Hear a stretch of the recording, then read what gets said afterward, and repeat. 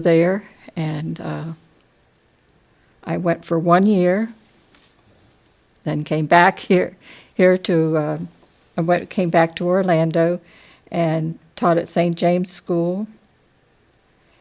And then I came up here to Jacksonville to the Morning Star School, spent 2 years there, and then went back down to West Palm Beach area to the Morning Star School there because it had moved up to St. Juliana's School, and spent 2 years there. And then I went, in 1964, I went to Orlando, and I stayed there till 2010. And here I am. Wow. I can't remember what I did 3 weeks ago. You've been busy. Do you remember who was maybe the first person who had an influence on you growing up? Someone that you maybe put that little bit of light in you as to what maybe you wanted to do with your life? I think really my mother did. Mm-hmm. My mother had come from Ireland, and she came to be a religious, and she entered the Sisters of Mercy in Devil's Lake, North Dakota. She got out of Ireland to North Dakota at that time with the Indians, I guess. And so she used to pray that one of her girls, and there were 3 of us, would become religious, I guess to take her place or whatever. And so, and then in school, probably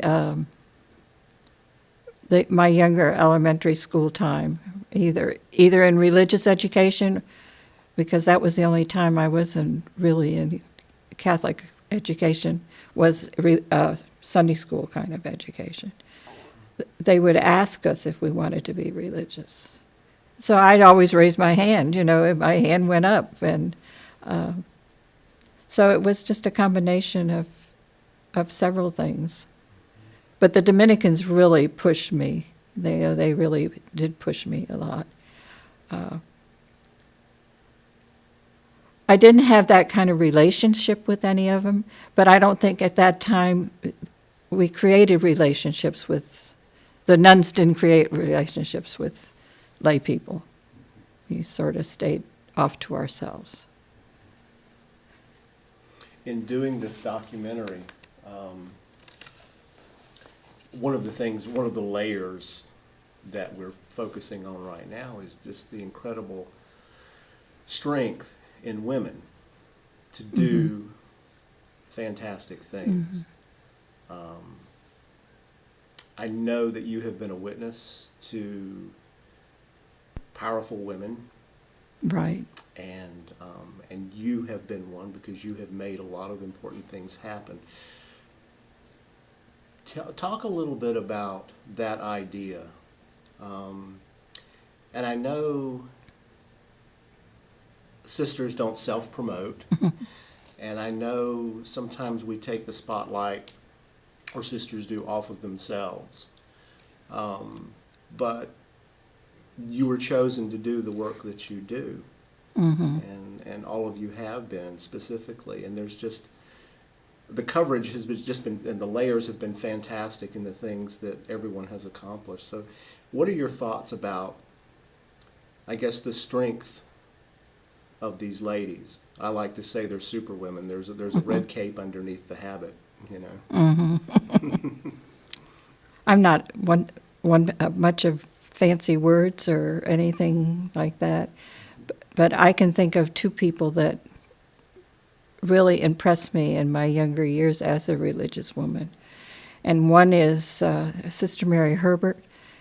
She was my first principal, and I guess my first superior outside of the novitiate. And she was just she had such a calm and such a glow to her that she spoke God without saying God. It just, she was just amazing, gentle woman, and she was so kind to everyone. Even though sometimes things would be ruffled a little bit, she never got ruffled. She always was just just a wonderful person. And the other person is Sister Mary Martha. And Sister Mary Martha was, she was a principal at Bishop Moore High School. And I lived in the same convent with her. And she's another person who, she was just a real pioneer in the education of high school students. And she again had that angelic, this very sensitive woman, but she just marched right on and was strong. And she was very, very dedicated to the work that she was about and really cared about those she served. I don't know if that helps. Mm-hmm. Absolutely. Absolutely. Talk to me a little bit about Bishop Grady Villas, how that all started. Well, I have to talk about Morning Star before I talk about Bishop Grady Villas. Morning Star, where I have worked, was for mentally challenged children. And it was pioneer work. It was breaking ground. And I started in 1958, and that was way before people thought to educate special needs people. And I watched them grow up, and I watched them become adults. And then I watched everything stop. And I always thought that families should take care of them, siblings should take care of them. You know, they shouldn't be just left. And then as I grew older, I began to realize that no, something else had to be done. And this was, I realized this because parents would call me and say, you know, somebody just died. Is there anybody that can take care of my child? I don't have any place to. And I took in children and took them in for a week or whatever, so the parents could have a break or be able to go to a funeral or be able to go to a celebration even, because they couldn't take their child with them. And so one day I decided I needed to get up the courage and the strength to go to the bishop, because it was just, there were too many of them that were just sitting at home doing nothing. And these people have wonderful gifts. They have so much to give to other people. We just have to let them give it, and we have to continue to train them and help them to overcome some of their disabilities, just as much as you and I have to overcome our disabilities. So I went to Bishop Dorsey, and he listened to my tale. But I also was smart enough to get two couples to go with me, and Sister Nancy. But the two couples were the important thing. One of them had a special needs child, and the other one had a sibling that was special needs. So we went to the bishop and we talked to him, and he said yes, and then the next thing he said, no. So I said to the couples, I said, you know, it's not going to be no, so we're going to do this. So we began to pray, and we really prayed hard. So then one day the bishop was at a confirmation, and he met a mother that was dying, and she had a special needs child. So after the mother got through, which I believe is God working, he said yes. So he told us that we could go find some ground to build this building. So we went to, I wanted to have a building that would be near shops, near places for employment, near a church, so that they could have some independence. And so we looked around, and we finally found some land, 5 acres of land at St. Cloud's. And It was near a Walmart. It was near McDonald's. It was near a whole, where they could get jobs or they could have pleasure too. It could work both ways. So went back to the bishop, and so he donated the land. And then I had a friend in the chancery that was behind us and believed in us, and she went to all the pastors and asked for the money. So we raised the money through the pastors, and we built 4 houses and a large community dining room area, a wood workshop, and a nursery. It's about 12 years old now. It has started out with, it was shaky to begin with, honestly. It was very shaky. I sometimes would say, wonder if we made the right decision, because it's a costly event, and we needed to fill it, and it took us a while to fill it. And it took us a while to find the right people to do the job. So finally we got over that hump, and we filled the houses. So we have 48 people, 48 special needs people in the houses. And we have, I think they told me last time, 110 waiting. So I don't think we'll ever be able to build. And also, our director has expanded it to some vocational training and some other daytime things. Now, about 50% of those people down there are part of what I taught. So that's Bishop Grady Villas. It's a place of really belonging. They call it a place of belonging. It really is a place of belonging. You can go there and you feel God's presence there. It's just a beautiful place. I would like to be there if I could, but I can't. Well, you just gave me a classic example of how you saw the need, and you also knew sort of the landscape of fulfilling that need, and it was going to be a challenge. So you went ahead and sort of built your arsenal of people to back you up before you sort of launch that, that idea. That's amazing. That's amazing. But I guess that's a classic example of God's work. You planted the seed, even with the bishop. Right. And right. then he And saw. sometimes you have to wait. Right. You have to wait patiently. Right. That's amazing. So, up until this point, what has been your biggest challenge in doing the work that you do?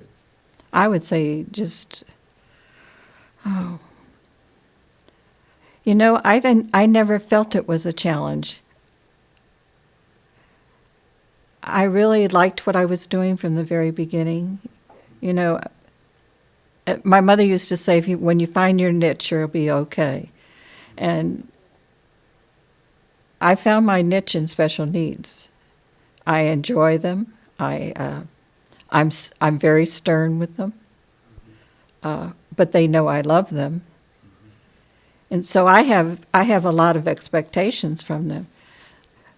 I guess the challenge for me was getting up and talking and doing this kind of thing, and having the courage to go to the bishop and say, that's not me.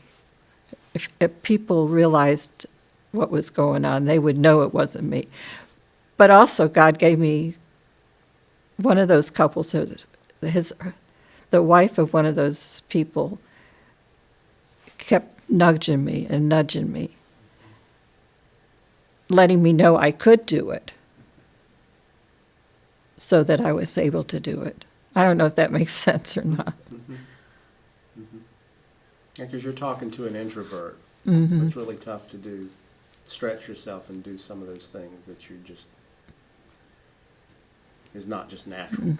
And it didn't start out, of course, it didn't start out that way. When I first went to Morning Star School and they had a fashion show, I had to ask permission to go to the fashion show.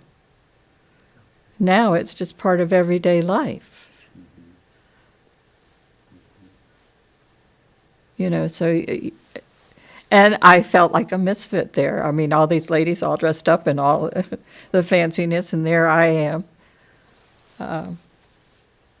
You know, I mean, it's just, it grew into something really different. So I guess the opposite side of that question, double check, yeah, we're good. The opposite side of that is, so what, either up to this point or along the way, what has brought you joy?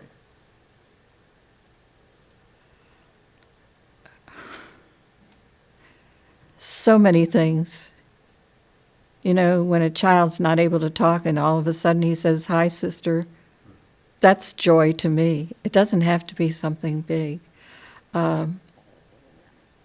To see some of these people working at Disney and Universal Studios, just like everybody else.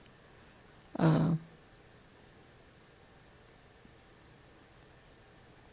see them pray, to see their trust in God. That's what they taught me that. I didn't teach them. They taught me. So it's every little step that the people I've been around have taken. That always brought me joy. Now, I guess the biggest joy was to know that I was able to start Bishop Grady Villas, to plant that seed. That did give me a lot of joy. We have a fundraiser in October, and every October for Bishop Grady Villas. And the people at the villas go. They get somebody to sponsor them. And they get all dressed up, and but they have such a good time at this function.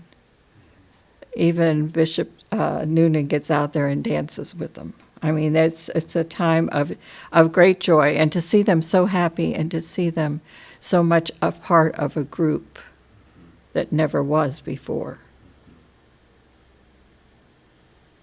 I can imagine they understand they're ambassadors for something that's really special. Mm-hmm. Because before, people wouldn't take their special needs people out. And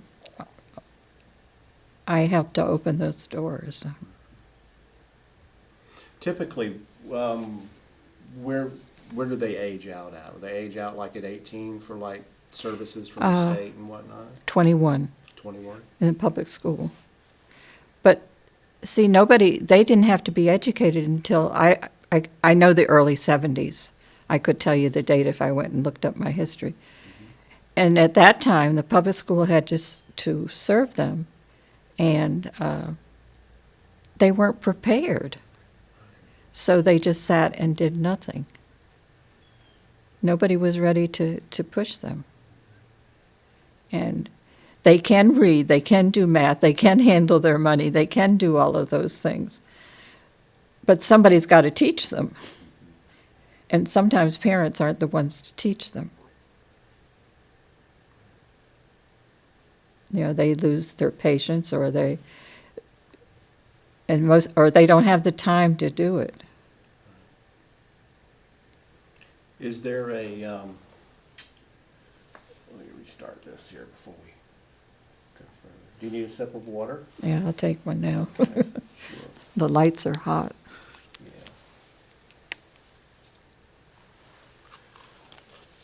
Is there it could be about anything. Is there a particular story in your mind, an event or something, like if you had one good story to leave behind or tell someone that really you kind of keep coming back to that made an impact on you? Well, one of my first students, she was Down syndrome. And in the old days, we went to early Mass, but we would take the children to Mass on their own. And so I was at Mass one morning, and I mean, many mornings I went to Mass and took the children. And one thing she used to like to do, and when I was in the old habit, she would dig down in my big pockets. I had the big side pockets, and she would dig down there looking for something. So I always would have rosaries in there or something that she could get out of it. That would keep her quiet during church. But one morning, I did go to communion at that Mass. And when I came back from communion, she says to me, "It's about time." Like, what is your problem? So, and then there was another, the same child. I went to the pastor at the time and said I wanted her to receive the sacrament of reconciliation. And he said, "Oh, she doesn't have to receive it." I said, "I want her to receive the sacrament of reconciliation." So he said, "Okay." Well, he had a dog that was a Lassie dog, collie. Anyway, she went into his office and he had this picture of his dog on his desk. And she said, "Oh, there's Lassie." But she wasn't saying Lassie, she was saying Assie. "There's Assie." And he said, "No, it's George." And she said, "No, it's it's Assie." And they went back and forth with each other, like who was going to get the last word in. And she finally says, "It is Assie," and that was it.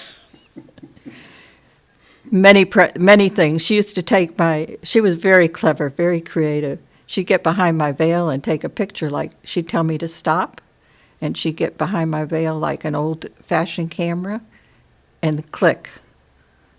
She'd go, click. Those are things that, I don't know if that's what you want, but that's what I have. Those are great. Those are great. It's interesting how interesting how any child's mind works. And then when you have an extra little something there, it's interesting to look through their eyes at the world around them. When you don't think they realize anything and they realize so much, or they've picked up so much along the way.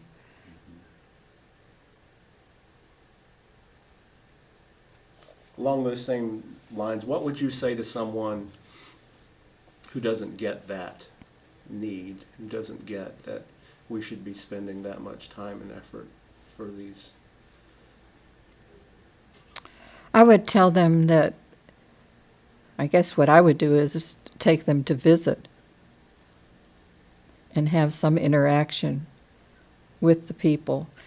And you almost have to do that when you do a fundraiser, when you're trying to get people to support you.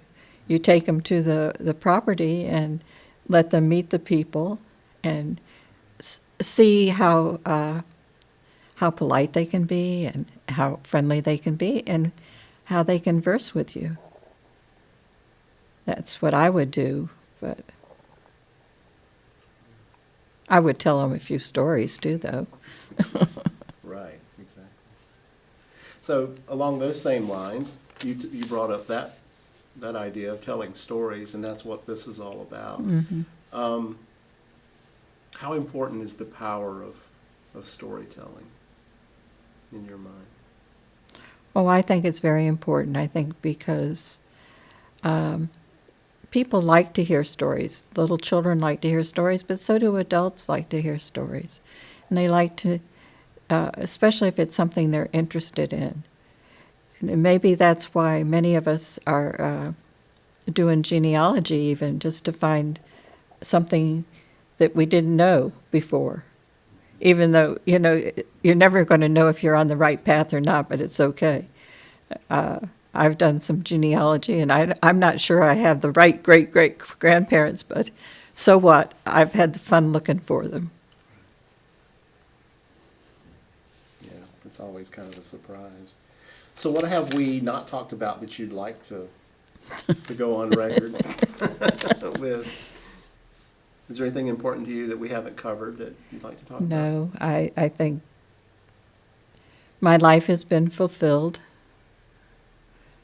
and I'm continuing to fill it. I feel blessed that God chose me and has led me down the path that He did. And I hope that I've cooperated with His graces. I appreciate the many people that have been a part of my life. And there's many, the little steps. People have done so many wonderful things for me. But I think most of all, I appreciate the children that I worked with and have watched them grow up and seen them go to heaven too. I have married, I was a bridesmaid, I've buried, I've been a godparent. So I've done all those things that any other person has been able to do. I've done them. That's great. I'm going to ask you one more thing here. I don't want to let you go now that we got you. Would you describe, is there anything, and this is a hard question, I know, so I'll just ask it. Describe for me the Sisters of St. Joseph. What is it like to be in that order? We've heard little bits and pieces along the way talking about the kind of women that they are on different levels. Some of it could be just this region, sort of this southern social or hospitality, or this sort of heart that they have. I don't know. I'm trying to figure out if there's something particularly unique. I guess through the years I've admired that we have been able to reach out to so many areas in Florida. We've been along the West Coast, and we've been along the East Coast, and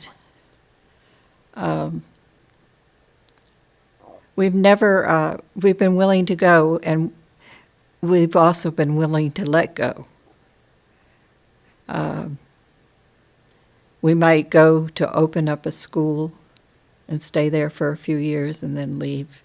And there's never been, to my knowledge, I can't leave this place. I've put too much into it. Because in many cases it was opening a school or, going to a new particular parish to work in the parish. I've never heard anybody really grumble or be. So I think people were courageous to let go.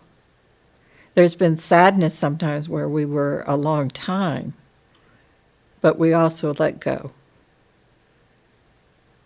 And I think that's probably one of the gifts I think that we as a congregation. Hospitality, yes. I don't think anybody ever goes to St. Augustine that doesn't find an open door, or any of our convents. I think that we've always been very open and generous in that area. And but I think the willing to go, knowing it's just not permanent, and maybe some cases we thought it would be permanent, and then letting go. And I guess that's a dying too. And it's, I don't know, I think wherever we have been, we've done a wonderful job. Yeah, absolutely. And you can see that in almost like you said, letting go. You've pollinated, you've planted a seed, you've taken it as far as either you could or you've been allowed to, Mm-hmm. and then you look for the next. Right. You have to listen to that call, however it happens. Okay. She is not retired, so Mhm. she's still working, so you might want to inquire what she's doing now. So tell me what you're up to today. I work at the Rainbow Workshop that's connected with Larch Community. Okay, and I work there 3 days a week, doing crafts, that type of thing. And also the teacher's still in me, so I get myself in trouble. I try to, because they're a group of people that didn't have the opportunity of going to school. They're older, and so, they didn't have the opportunity of that give and take and being with others and learning things. And now they're older and they're set in their ways, and they're willing to do crafts and do that kind of thing. But you have to remind them to do, to look at somebody when you're talking or some little thing like that. It's nothing big and major, but that teacher's still in me. That's what I do. Jeanette, you think of anything else? I don't want to be disrespectful, but I think there's a lot more in her about this Bishop Grady that she's maybe not reluctant to say, but maybe she hasn't been able to think about it enough. Because I've heard so many stories of her interpersonal relationships with these people. Mm-hmm. That maybe you come back around again, if she has a chance to kind of dwell on that a little bit. Mm-hmm. Sure. Because she's touched a lot of people, and I know you might not get it, maybe you do, but to get a bishop to move like that, I mean, you don't know how hard that is. And she's making it seem like it's just like nothing, but I mean. Well, I understand that. I get that part of it. But see, I was brought up with the bishop. At Syracuse, the bishop lived in our backyard, and I used to deliver his groceries. And then Bishop Hurley lived next door to Morning Star. Well, you might want to talk a little bit about Bishop Hurley, because I think that's kind of a big deal since he did so many things for this diocese. Talk about your relationship with Bishop Hurley. Oh, well, I didn't really have any relationship except to know he was living next door. Oh, I see. There was no relationship. I mean, we would say hello or whatever, but he didn't come over to school or whatever. In those days, just remember, in those days, you didn't get involved that way. I see. I do think that there's a lot more deep down, because I've just heard so many things about what she's done that it's probably just not right at the top of her, recollection. Yeah. I think I told you what, I think you have enough, but Okay. Well, maybe Well, you'll circle back around if she thinks of Yeah. something else. Yeah, and because this isn't the only day we're doing interviews, so we'll compile a list of things we think we want to explore a little further. And probably be better off I can give you a name to talk to and they can tell you better oh than no, I. we want to hear. No. We want to hear from you. What's the one thing you think, if somebody knew about you, would be a surprise? Something maybe. Do you have a hobby or a passion for something that you're not able to sort of show in the general public? I know. No. I don't think anything would. I think the fact that I did Bishop Grady Villas and did that, I think that probably surprised some people because I'm not an outgoing person. She reminds me of Rudy. You know the movie Rudy? She's 5 foot nothing, she's 100 and nothing, but look at what she's done. Right. It's just. But you have to remember, I didn't do it, it was God doing it. I am a tool. I'm only his tool. So he gave me the right people to go with me to the bishop and to continue the person, the person that went with me is the chancellor right now. So, God gave me all these. So I put her there because I wanted it under the diocese so that it would, if we ran into trouble, we'd have somebody that might help us get out of trouble.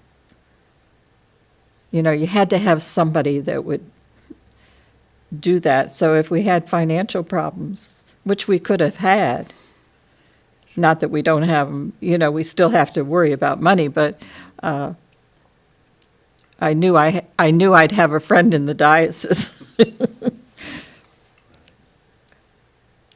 But I've touched people, Jeanette, but it's just, it was what I was supposed to do.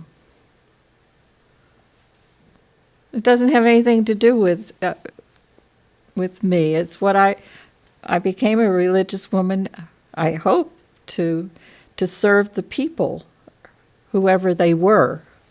It didn't make any difference who they were. But I came to serve them, not to be served. So no matter who it was, if they came along and needed help, I tried to do it. And I was in a position that I could.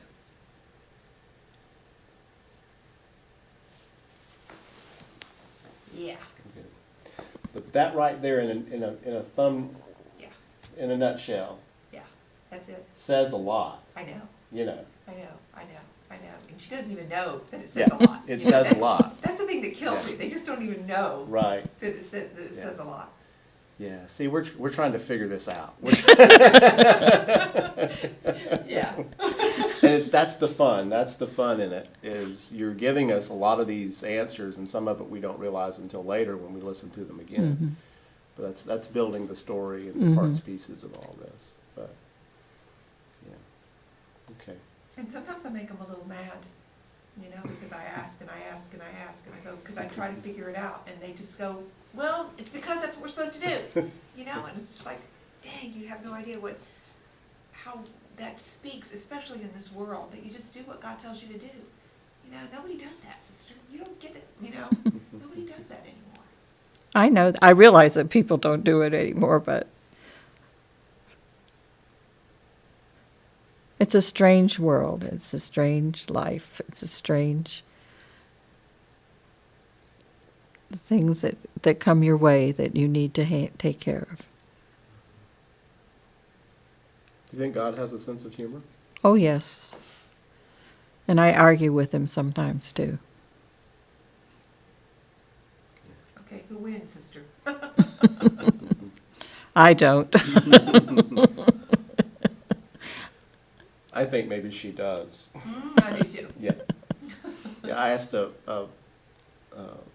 minister one time about, I was doing a documentary on children with life-threatening illnesses, and we kind of got into a discussion about parents who have a child who they know is dying or has passed, and that conversation they have with God,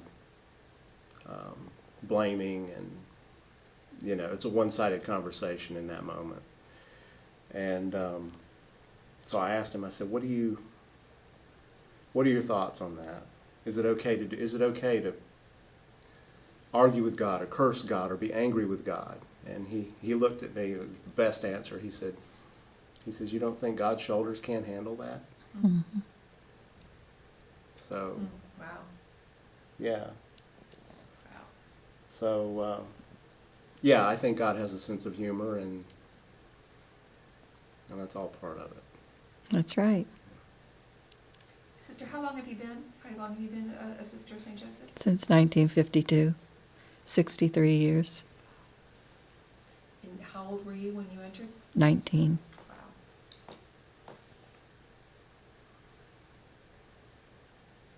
Ever regret anything? Nope. Sure.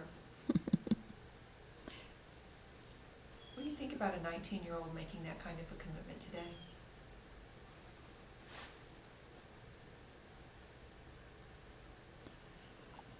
I think it would be very difficult, just as marriage is at that age. to know it's a lifetime commitment. But again, there's God, and God works in strange ways. And if it's to be, God's going to make it be, no matter what you do. You can avoid it as much as you want, but it's not going to happen. You're going to do it if you really, truly want to do it. In the same way with any vocation. And then you have to work at it. You have to grow with it. Are you worried at all about the vocation these days? No. No. I know if God wants our congregation to live on, it will live on. If not, it will live on through other people. And it can be another congregation, it can be whatever. I know that we have been faithful, and we were called here at one time, in very difficult times. And if God wants us to continue, we will. I just trust that. Not easy. Don't like to think about it, but that's how I feel about it. I don't think I'll have to worry about it anyway. That's good. Okay. We'll stop grilling you.